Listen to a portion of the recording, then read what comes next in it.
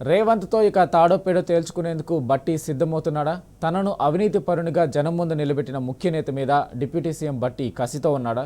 నైని బొగ్గు గనుల టెండర్లు ప్రారంభం కాకముందే అవినీతి జరిగినట్టు రాయించిన రాతల మీద ఆయన రగిలిపోతున్నాడా? ఎంతకైతే అంతకాయ అనే రీతిలో తెగబడుతున్నాడా? సీఎం రేవంత్ బామర్ది గుప్పెట్లో ఉన్న సింగరేణి గుట్టును తవ్వి తీస్తున్నారా? బట్టి విక్రమార్క అధికారిక నివాసంలో జరిగిన పరిణామాలను చూస్తే అవుననే సమాధానం వినిపిస్తుంది.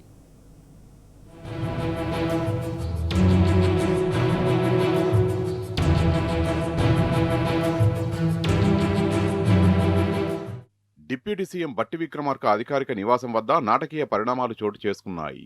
తొలుత నైని బొగ్గు గనుల వ్యవహారంపై కేంద్ర మంత్రిత్వ శాఖ వేసిన సాంకేతిక కమిటీ సభ్యులతో బట్టి సమావేశమవగా ఆ తర్వాత సింగరేణి అత్యున్నతాధికారులతో రహస్యంగా భేటీ అయినట్లు తెలిసింది.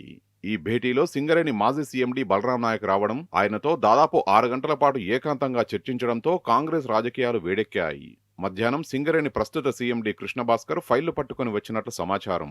కాంగ్రెస్ అధికారంలోకి వచ్చిన నాటి నుంచి సింగరేణిలో ఏం జరిగిందో, ఓపెన్ కాస్ట్ గనుల ఓబీ టెండర్లు, కోల్ ట్రాన్స్పోర్ట్ బిడ్లు, జిలెటిన్ స్టిక్స్ కాంట్రాక్టు తదితర అంశాలను తవ్వి తీస్తున్నట్లు తెలిసింది.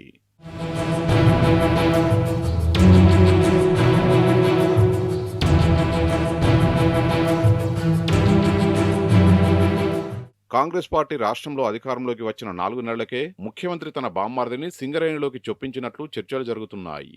ఆయనకు చెందిన కంపెనీ 2024 ఏప్రిల్లో కొత్తగూడెంలోని VK7 ఓపెన్ కాస్ట్ ఓబీ పనుల కోసం ప్రయత్నించగా సైట్ విజిట్ విధానాన్ని అమల్లోకి తెచ్చి 2025లో టెండర్లను దక్కించుకున్నారని సింగరేణి మాజీ సీఎండీ బట్టికి వివరించినట్లు తెలిసింది.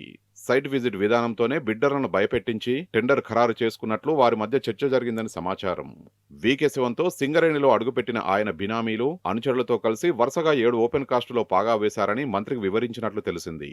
దీంతో ఈ 2 ఏళ్ల కాలంలో సింగరేణిలో అన్ని పనులకు పిలిచిన టెండర్లు, పెంచిన అంచనాలు తదితర వివరాలన్నింటినీ పూసగుచ్చినట్లు చర్చించుకున్నారు.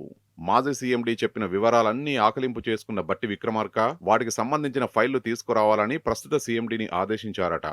అనంతరం సీఎం బామ్మర్ది ప్రమేయం ఉన్న అనధికారిక వ్యవహారాలకు సంబంధించిన అధికారిక ఫైళ్లు మొత్తం బట్టి తీసుకున్నట్టు సమాచారం.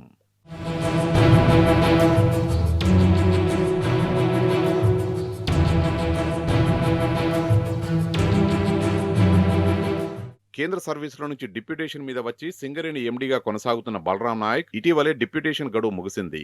తన గడువు మరోసారి పొడిగించాలని ఆయన ప్రభుత్వానికి రిక్వెస్ట్ పెట్టుకున్నారు.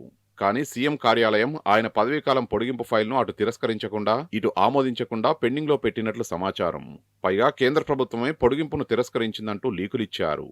ఆంగ్ల పత్రికల్లో రాయించారు. తెలంగాణ సీఎంఓలోనే పెండింగ్లోనే ఉండగానే ఆయన పదవీకాలం ముగిసిపోవడంతో తిరిగి మాతృశాఖకు వెళ్లిపోయారు. అప్పటి నుంచి మాజీ సీఎండీ ముఖ్యమంత్రి మీద కొంత ఆగ్రహంతో ఉన్నారని, ఆ కోపంతోనే బామ్మర్ది లొసుగులన్నీ బట్టికి వివరించారనే వార్తలొస్తున్నాయి.